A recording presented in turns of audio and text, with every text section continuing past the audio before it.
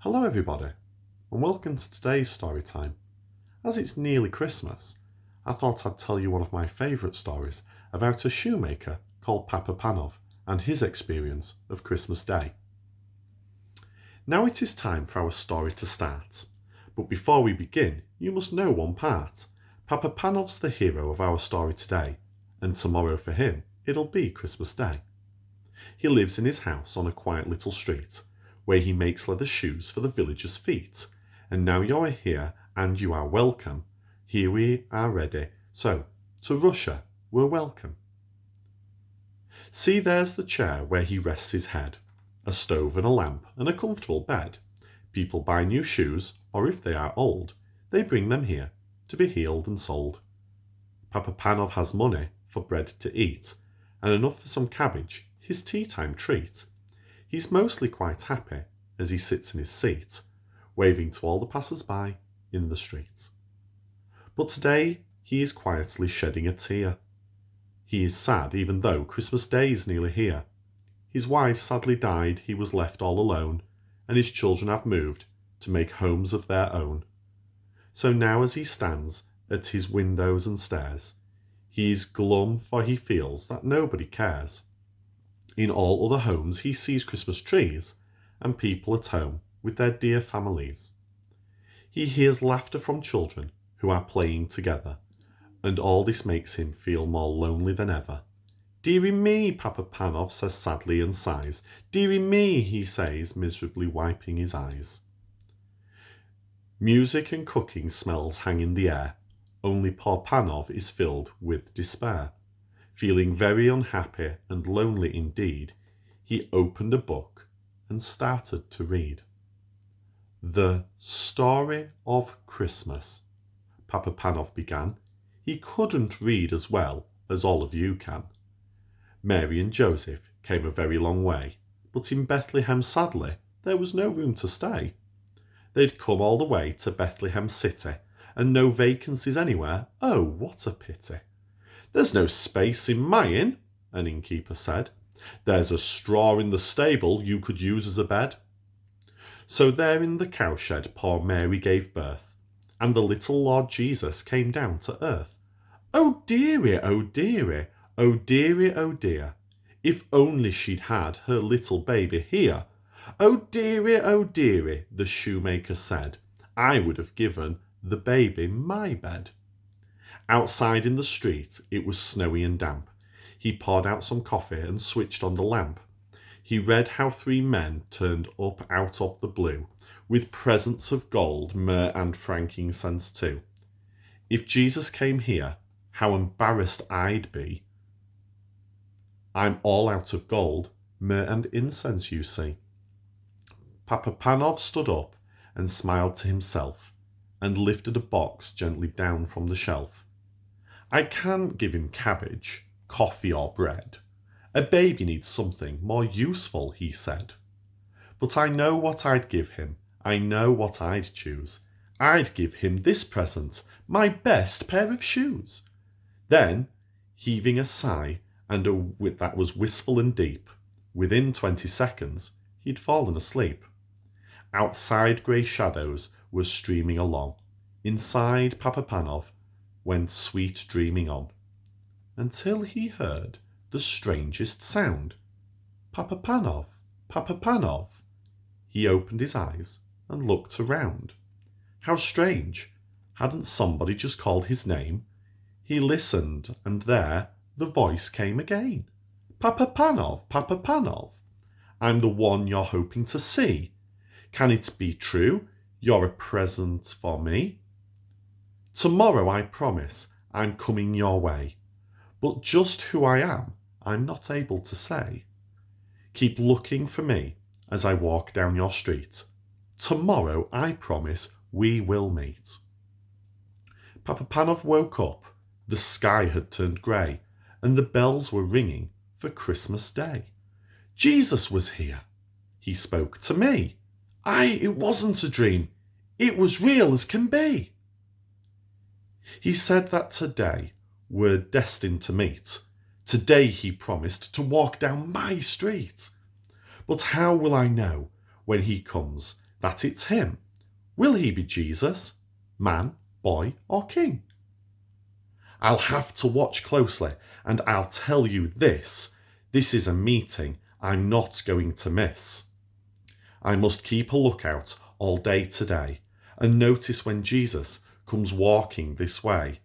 He made some coffee and something to eat, then sat in the window looking out on the street. When he first looked out, his hopes were high, but hardly anyone seemed passing by.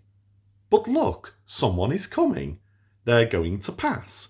He pressed his face up against the glass. Could this be Jesus? Could it possibly be? He squinted through the glass to see. But no, this wasn't him. He felt upset, but he knew he mustn't stop looking just yet. The man swept the roads, a familiar sight. Papa Panov recognized this man all right, but he was waiting for Jesus. This was all wrong. He wished the sweeper would hurry along. But no, he stood shivering there in the street, rubbing his hands and stamping his feet. Papa Panov felt cross, he had to admit. What bad luck to work Christmas Day, wouldn't it? The sweeper looked frozen, so he'd help if he could. He hobbled outside to where the man stood. I'm making some coffee. Would you like a cup? Come stand by my stove and warm yourself up. The man looked surprised. I don't mind if I do. You're a real gent, you are. This is generous of you. The cobbler smiled and picked up the pot, poured 2 mugs of coffee, strong, black and hot.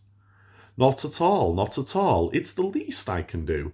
Today is Christmas. Happy Christmas to you. This is the only greeting I'll get, and the only gift I'll receive, I bet.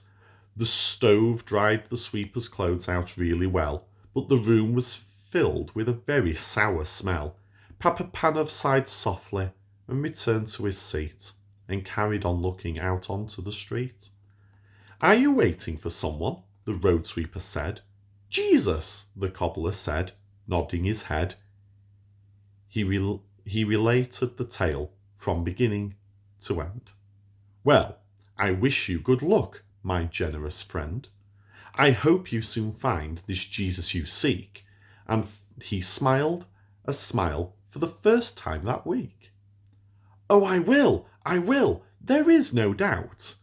And so I don't miss him, I must keep lookout. The road sweeper sighed, I must go, I believe, and off he went, wiping his nose on his sleeve. The cobbler stood waving and watching him go, as a weak sun came out and started melting the snow. People passed by quickly and shouted, hello, but every one of these people I know. He shook his head as he stood at the door. Oh, where was the one he was waiting for? He turned to go in. 2 shapes caught his eye. A woman and child were about to pass by.